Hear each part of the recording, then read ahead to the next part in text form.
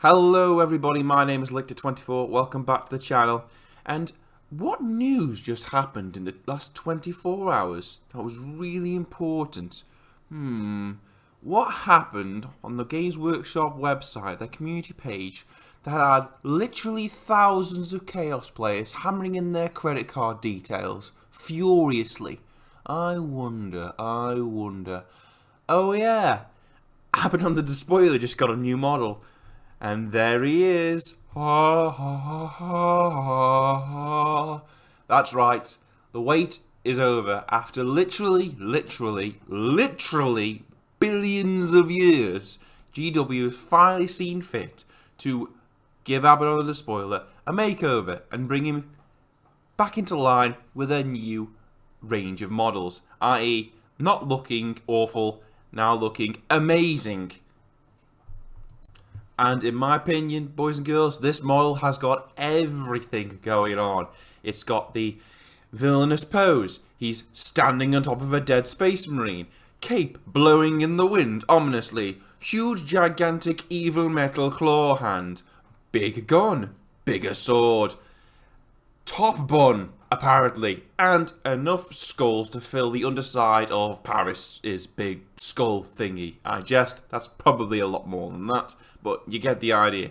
This guy has had the works done to him, and he looks amazing. I'm really digging the kind of barbarian warrior king, dark warrior king vibe I'm getting from this guy. It might just be me, but that's what I'm getting, especially with that amazing cloak he's got, like billowing in the wind, tattered. Like, that thing has seen thousands of campaigns and seen thousands of worlds burn in front of it, and it just looks great. Now, before we continue talking about Abaddon the Despoiler, and we will continue talking about this model, let's just spare a thought for the models that didn't quite make the cut this year. For those characters who should have got new updates when their codex is released, but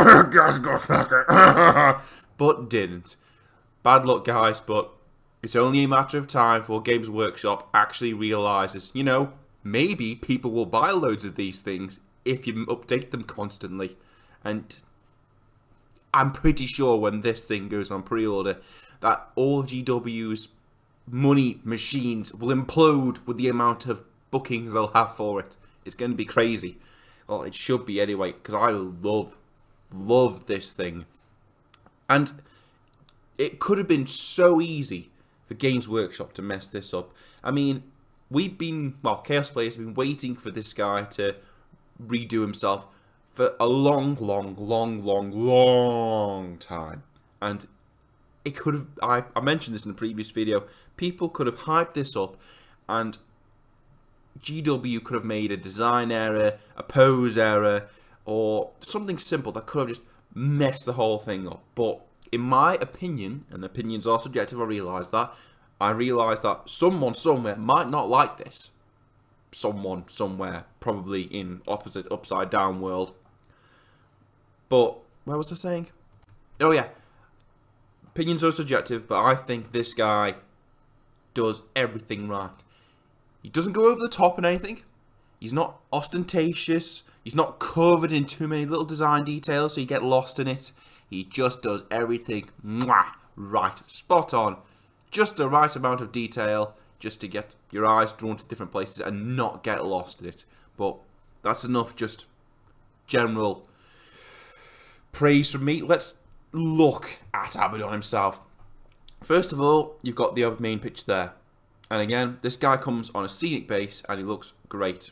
Exactly what you want to see from the Warmaster, standing on top of a dead latent space marine, primary space marine, claw of Horus or talon of Horus lifted up in a come at me bro pose. This guy means the business. He's got plans, evil plans, and he's going to make sure they happen. He sort of looks like he's in the middle of battle, but he's just wallowing in the destruction around him. He's not turning to strike anyone down, gunning anyone down, rushing into battle. No, he's just there, commanding confidence and creating a commanding presence on the battlefield. And that's what I think's good about this pose. Really nice. The skulls, I've heard some people don't like the skulls, but I think they look pretty good. You want that kind of sort of metalish, over the top, doomy, culty sort of vibe going on. I mean, that's another thing they could have gone over the top with them as well. There could have been skulls everywhere. That base, it could have been full of skulls. I mean, there's a few skulls on there, but not nearly as much as there could have been. And I am grateful for that. Not too grateful for the Genestealer skull on there. I think that takes the mick a bit. That I think should have been reserved for a Cadian or something like that. But, you know, that's just my own personal gripe. Space Marine helmet on there. Very, very nice. Coming down, we've got the overall armor itself. Like I said, it's detailed, but you don't get lost in the detail. It looks like this armor's seen combat. Lots and lots and lots of combat. But has been well maintained, as well you'd expect from someone who was there during the Great Crusades and has been fighting the Imperium for thousands of years. You can see all the nicks and the pock marks from where he's been taking direct fire or a direct knife or a sword or power axe or whatever. The cables, the way that some of the cables are worn away, like the rubber has been taken away from them, so you can just see the metal coils inside. It's a really nice touch. That cape, oh, mwah, my most favourite bit about this, and what gives it that, what I mentioned before, that sort of dark Berserker Warrior King vibe, that sort of Warlord vibe. The fur on top, I know you can see it there on the right shoulder, and the way it's tattered and flowing in the breeze. Really does give the impression it's seen lots of campaigns. You got the Talon of Horus, again, looking nice. I've said to a few of my friends before that thing needed to be big, but not too big. Because we've got to remember, Horus was a big chap. He was a big boy. And all his armor and weapons would have been big for a regular Space Marine. Let alone, well, it would have been big for a Space Marine. And he's Primarch. So that Talon should look bigger than what Horus should have, but not so big it looks like he's dragging it around everywhere like a toddler holding a glove. The bolter, very nice. Love the way the ammo belt's just dripping off there. So that could have been done wrong as well. That could have been cartridges, and again, where's he going to keep the cartridges on him? You've got to suspend your disbelief. I know we suspend our disbelief a hell of a lot in the 41st millennium, but that ammo could have been coming from anywhere. It could have been fed into a backpack, which would have looked stupid. It could have been cartridge fed or drum fed, which again, it wouldn't have had the same sort of chaosy, if you get what I mean, effect, like he's rough and ready to go. Like he's just stopped in the middle of battle and gone, ha ha, now look what I have in this big hand. But yeah, really liking that. Moving over to the right of the picture, we've got the sword with 1,000 D's in its name. The only thing that I am not a fan of on this model is the hilt of that and the stupid face it's pulling. But I'm loving the faces in the sword, the sort of like twisting demony souls in the sword. Again, just metal enough to work in this particular instance. Could have gone over the top, could have had bodies and stuff coming out of the sword, but it didn't. Again, I think they're showing amazing restraint in some aspects of this model. Moving down, we've got that sort of big belt thing he's wearing. It's not a belt, it's part of his armor, but again, really nice detail. That eye draws your attention to the center of his, well, to his groin, really. And from there, you can trail off and see all the intricate details. The skull on his chest plate, the way the pipes feed into it. That Eye of Horus, well, Chaos Undivided, I don't know what it's called.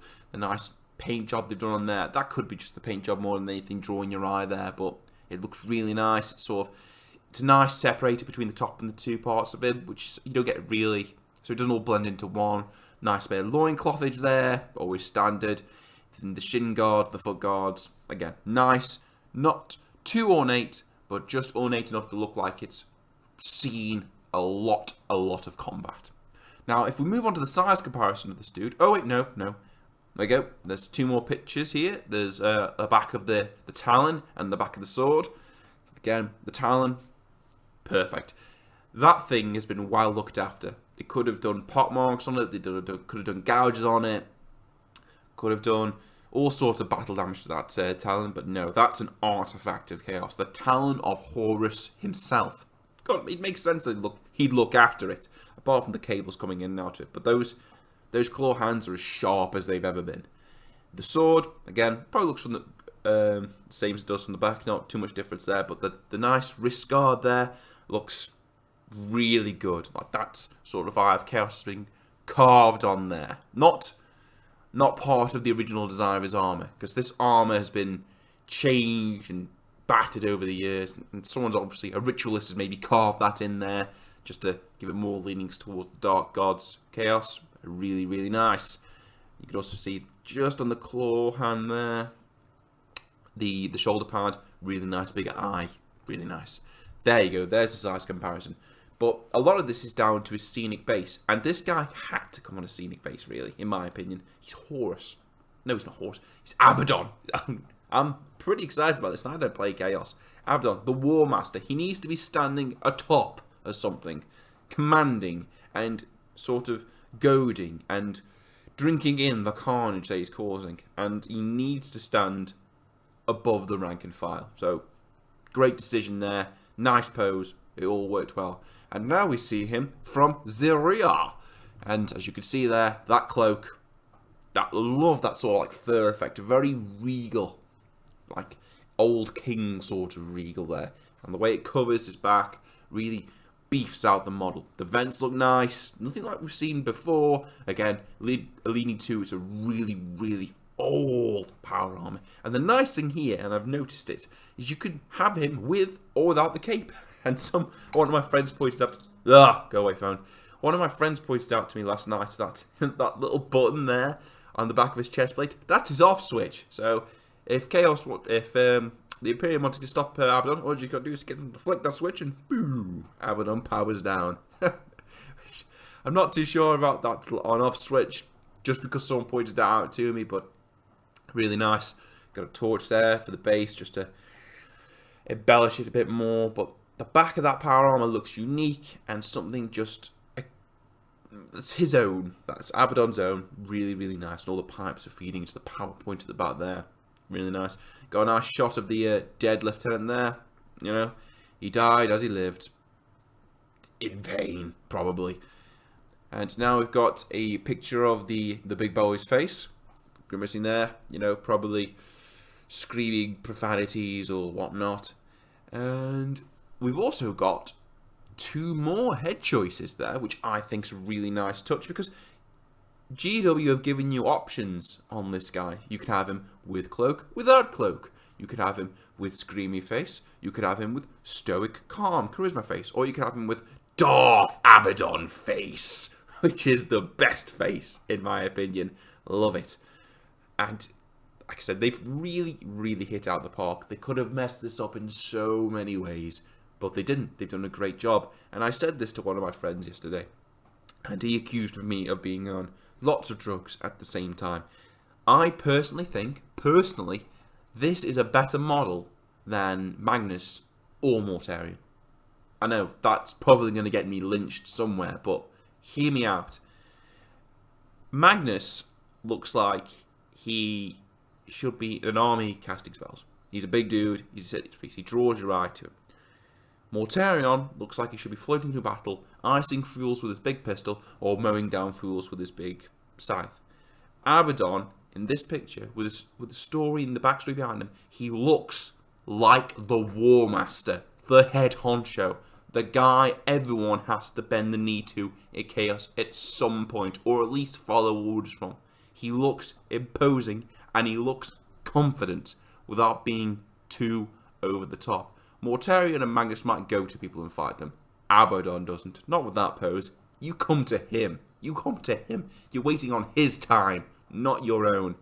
Just that kind of confidence and underlying sort of diabolical feel this model gives off is, in my opinion, more interesting than the large sort of over-the-top nature of the Demon Primarchs. But again, that is just my own personal opinion. Perhaps I'm just a fan of, you know, the Berserker, Conan-esque Warrior King look, like I've said like twice already, that this thing is giving off with the cape. The cape makes it. With the cape, mwah, definitely 100% with the cape. But again, that's just my opinion. This is a good day for Chaos. Your patience has been rewarded, everyone, and you finally got the Warmaster in all his chaos-y glory. Really, really nice, guys. But that's not the only thing. Abaddon was just the main course. There are also some little side orders. We've got the Vigils Ablaze, obviously the next book in the campaign of Vigils. I'm hoping that GW will just eventually just say, right, you've had Vigils Divine, you've had Vigils Ablaze. Now, global campaign time. Decide the fate of Vigils. That's what I'm hoping. But in this book, obviously, Chaos have arrived in force. Abaddon himself is rocked up just to break faces and ruin everyone's day. And things are going to take a bad turn for everybody involved. So, yeah, some nice new art pictures there. Nice picture of the spider tank on the website. And we've also got a brand new Havoc that I don't think I've seen before. So, yeah, that's really nice. Just like a nice little finisher saying, and we've not stopped there, Chaos fans. We're doing more stuff. And I love the way the new Chaos moves look. And I will be keeping my eye on developments around Vigils with great interest, and I'm sure a lot of other people will. But that's it for today, guys. Like I said, good day for Chaos. Just please, please, please remember, guys, that some people have not had it as good as you. But yeah, that's it for today, guys. Thanks for watching, and I'll catch you all next time. See you later.